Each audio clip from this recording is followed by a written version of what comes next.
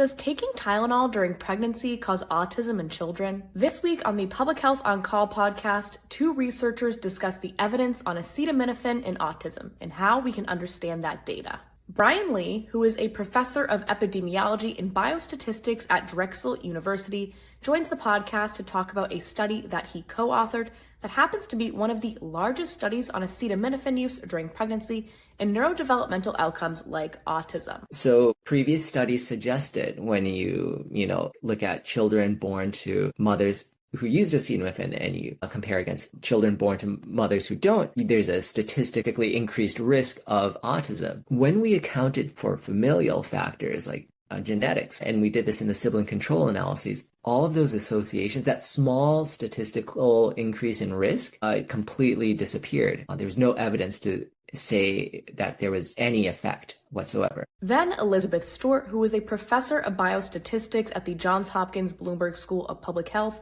talks about what it takes to set up a causal study like Lee's and how we should be interpreting those results. These questions are complex. We have different populations, different exposures, etc. And so it's really about building a body of evidence and being transparent about the strengths and weaknesses of any individual study. There's an analogy in my world called the causal crossword.